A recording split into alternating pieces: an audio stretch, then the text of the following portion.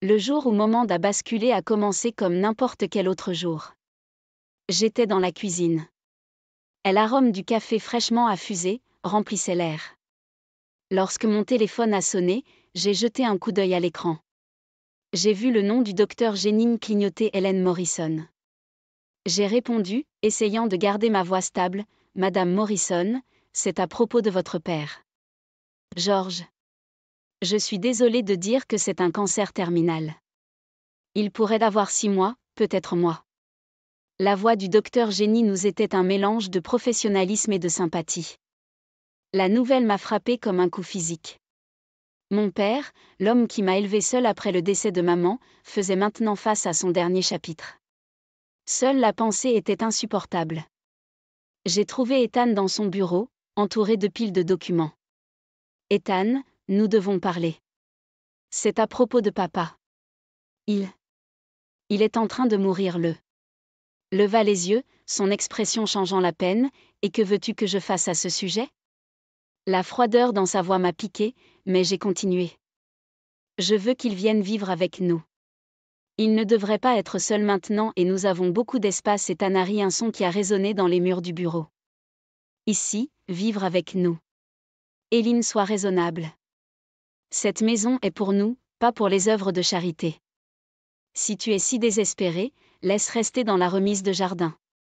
Mais c'est la limite de ce que je peux supporter. » La remise de jardin, les mots résonnaient dans mon esprit. Une suggestion cruelle et moqueuse. Comment ma vie en est-elle arrivée là? Épouser Ethan? J'avais espéré l'amour et la compagnie, mais tout ce que j'ai trouvé était une vie de transactions silencieuses et d'indifférence glaciale. Cette nuit-là, alors que je gisais dans notre lit, le ronflement des temps remplissait la pièce. Je ne pouvais m'empêcher de repenser aux jours de ma jeunesse. Des jours remplis de rires et de rêves, des jours où l'avenir semblait lumineux et plein de possibilités. Et maintenant me voici, envisageant de créer un foyer pour mon père mourant dans une remise de jardin. Car mon mari, l'homme qui avait promis de me soutenir, n'avait pas de place pour la compassion dans son cœur. L'ironie de tout cela ne m'a pas échappé. Ethan, qui prêchait toujours les valeurs familiales, tournait maintenant le dos à la descente la plus élémentaire. La réalisation était amère et elle m'a tenu éveillée une bonne partie de la nuit. À l'aube, une détermination s'est éveillée en moi. Si Ethan ne voulait pas l'aider, je le ferais moi-même. Je ferais de la remise de jardin à foyer pour mon père, un endroit où il pourrait passer ses derniers jours entouré d'amour et de soi-même. Si ce n'était que de ma part, je me suis levée du lit. Ma décision était prise. Il était temps de prendre position pour mon père et peut-être pour moi aussi.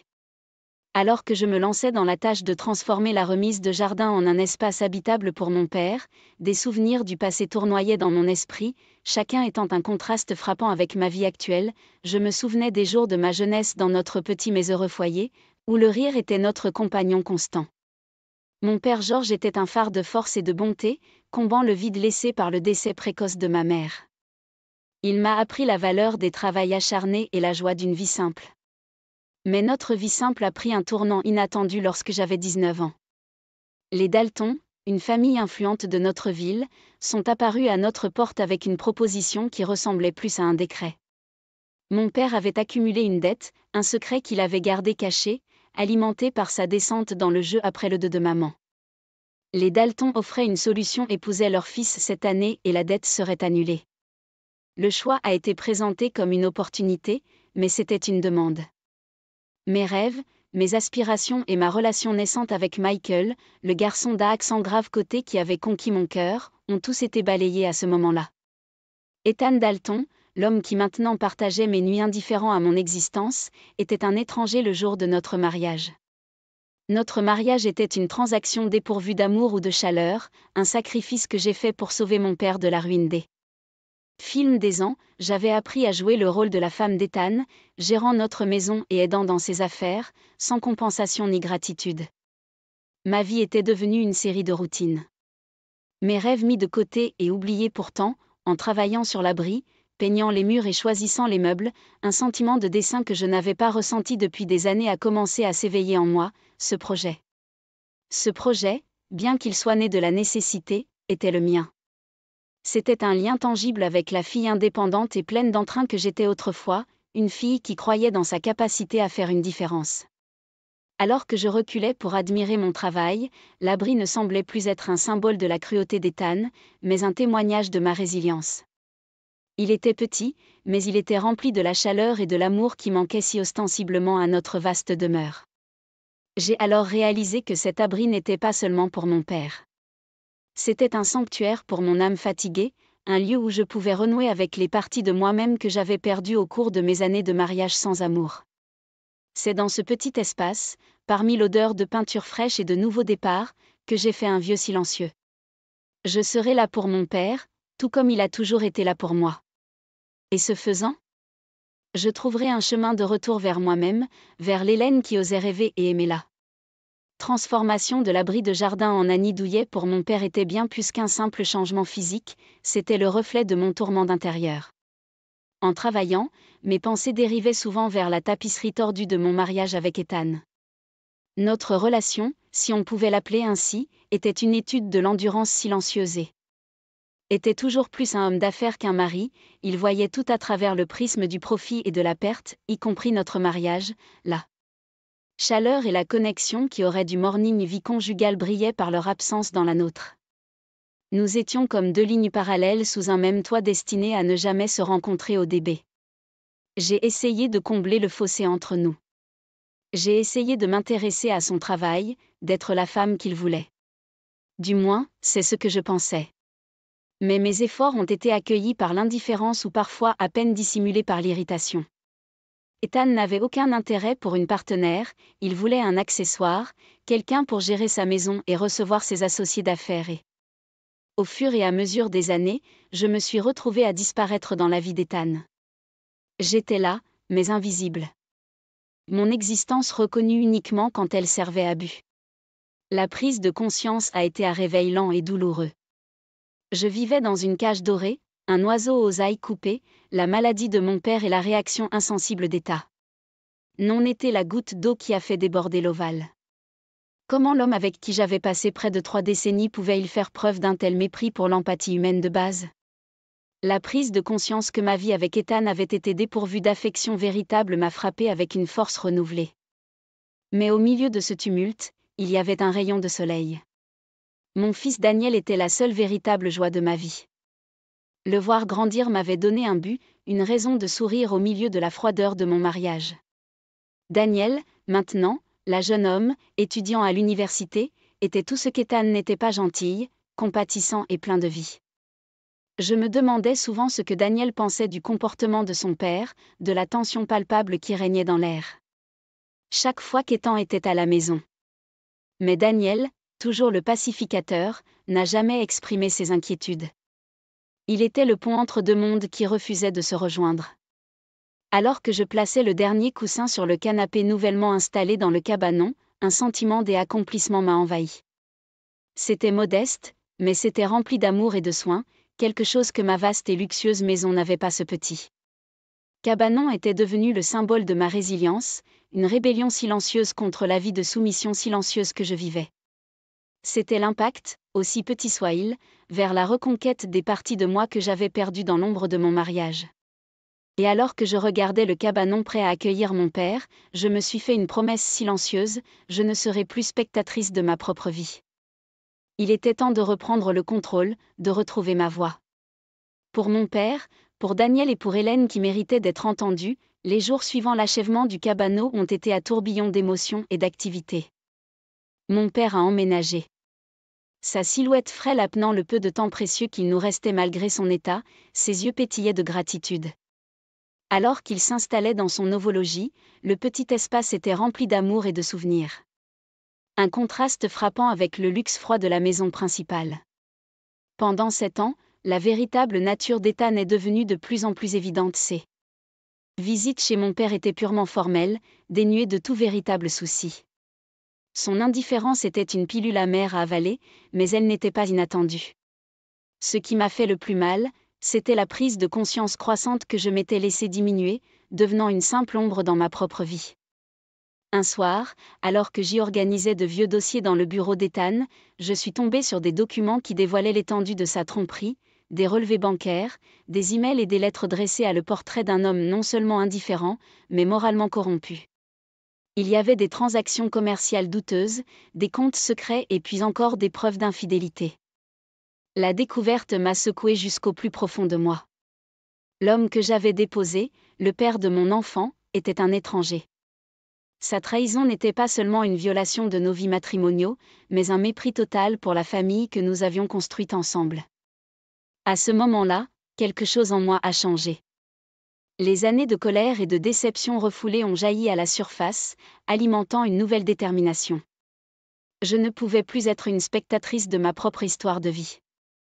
J'ai commencé à rassembler secrètement des preuves des méfaits d'Ethan. Chaque document, chaque preuve était un pas vers ma libération.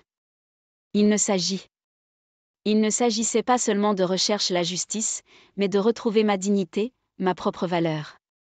Au fil des jours, je suis devenue plus déterminée, j'ai commencé à planifier ma sortie de ce mariage sans amour. Mes conversations avec mon père, autrefois remplies de souvenirs partagés et de rires, se tournaient maintenant souvent vers des discussions sur l'avenir.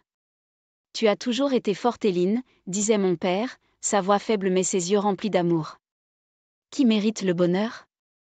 Toi et Daniel ? Ne laisse pas éteindre te l'enlever. » Les paroles de mon père étaient un baume pour mon âme tourmentée. Dans sa sagesse et son amour, j'ai trouvé la force d'envisager une vie au-delà de l'ombre d'Ethan. Le déclic final est venu de manière inattendue. Un jour, alors qu'Ethan me réprimandait pour une futilité, quelque chose en moi a cédé. Ces paroles, autrefois capables de me baisser profondément, tombaient maintenant dans des oreilles sourdes. Je ne suis pas ta propriété. Ethan, dis-je calmement. La clarté dans ma voix me surprenant même. Je suis une personne méritant du respect et de l'amour. Aucun des deux que tu ne m'as jamais donné. La réponse d'Ethan était un mélange de choc et de colère. Mais je m'en fichais, j'avais passé trop d'années sous son emprise et je ne lui permettrais plus de contrôler mon récit. Cette nuit-là, alors que je gisais dans mon lit, un plan commençait à se former. Dans mon esprit, je quitterais Ethan, mais pas les mains vides. Je me battrais pour ce qui était légitimement à moi et à Daniel. Ce n'était pas seulement une question de sécurité financière. Il s'agissait de remettre les choses en ordre, de faire en sorte qu'Ethan affronte les conséquences de ses actes. Les semaines suivantes furent un tourbillon d'activités. J'ai rencontré des avocats, rassemblé des preuves et préparé mon dossier. C'était une tâche timidante, mais à chaque étape, je me sentais plus forte, plus proche de l'Hélène que j'avais été autrefois. Et puis, un matin ensoleillé, alors que j'étais assise dans le hangar avec mon père, regardant les oiseaux voltigeurs dans le jardin, je savais que c'était le moment. J'étais prête à affronter Ethan, prête à mettre fin au simulacre de mariage qui n'avait été qu'une prison. Je vais le faire, papa, dis-je m'avoir rassurée. Je vais quitter Ethan et commencer une nouvelle vie pour moi, pour toi, pour Daniel. Mon père sourit, un sourire fragile mais authentique. J'ai toujours cru en toi. Éline, il est temps que tu crois en toi-même. Avec ça, je me suis levée. Ma résolution était ferme. Il était temps de clore ce chapitre de ma vie et de commencer à nouveau. Hélène Morrison n'était plus une victime des circonstances. Elle était une femme, maîtresse de son destin. Le jour où j'ai confronté Ethan a été un jour de reckoning, armé de mes preuves, rassemblé et renforcé par un nouveau sentiment de valeur personnelle, je lui ai fait face dans ce qui avait autrefois été notre bureau commun. La pièce, autrefois symbole de notre vie commune, ressemblait maintenant à un champ de bataille. Ethan commençait et je m'avoir rassuré malgré les émotions tumultueuses à l'intérieur. Ce mariage, notre vie ensemble, c'est fini. Je te quitte. Sa réaction était un mélange d'incrédulité et de mépris. Hélène, tu n'as rien sans moi, où vas-tu aller ? Qui croit que tu peux survivre là-bas toute seule ? Ces paroles destinées à intimider, renforçaient seulement ma détermination, que j'ai pris que tu ne le réalises Ethan, j'ai des preuves de ton infidélité, de tes transactions douteuses et de ta mauvaise gestion financière. Je ne pars pas les mains vides, le regard choqué d'Ethan était d'une certaine manière satisfaisant pendant des années. J'avais été sous son emprise, sous-estimée et sous-évaluée maintenant. Mais maintenant, les rôles étaient inversés. Au cours des semaines suivantes, notre vie s'est dénouée comme un puits mal tricoté. La procédure de divorce a été amère, avec Ethan essayant de me discréditer à chaque tournant. Mais j'ai tenu bon, soutenu par des preuves irréfutables et une équipe juridique qui croyait en ma cause. À mesure que la vérité sur les actions d'Ethan a éclaté, sa réputation tant personnelle que professionnelle a commencé à s'effondrer. La communauté dont nous avions autrefois fait partie lui a tourné le dos. Ses associés commerciaux se sont éloignés et même ses amis les plus proches ont commencé à le voir tel qu'il était vraiment. Par un coup d'issort, c'est Ethan qui s'est retrouvé isolé et seul, tout comme il m'avait fait sentir toutes ces années. L'empire qu'il avait construit sur des mensonges et des tromperies était maintenant sa prison, un rappel constant de sa faillite morale. Le règlement final du divorce a été plus qu'une victoire financière pour moi, c'était un symbole de ma libération. J'ai reçu une part significative de nos avoirs. De quoi assurer une vie confortable pour moi, mon père et Daniel, les batailles juridiques derrière moi. Je me suis concentrée sur la reconstruction de ma vie. J'ai acheté une maison modeste mais magnifique, non loin de l'université où Daniel étudiait. C'était un nouveau départ, un endroit où mon père pourrait passer ses derniers jours. Entourée d'amour et de soi, la maison est rapidement devenue un foyer rempli de rire et de chaleur. Un contraste frappant avec le manoir froid et impersonnel que j'avais laissé derrière moi. La santé de mon père, bien que toujours fragile, semblait s'améliorer dans ce nouvel environnement porté par l'énergie positive qui l'entourait. Quant à moi, j'ai trouvé un sentiment de paix que je n'avais pas connu depuis des années.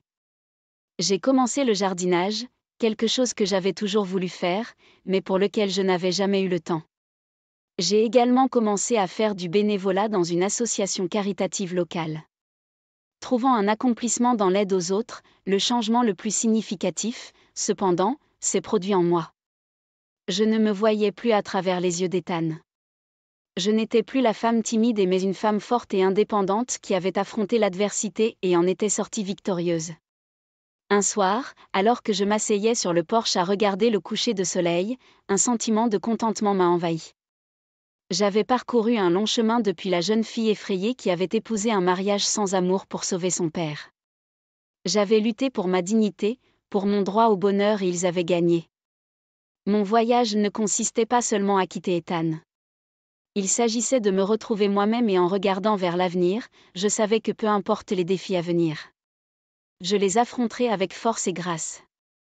Helen Morrison était enfin rentrée.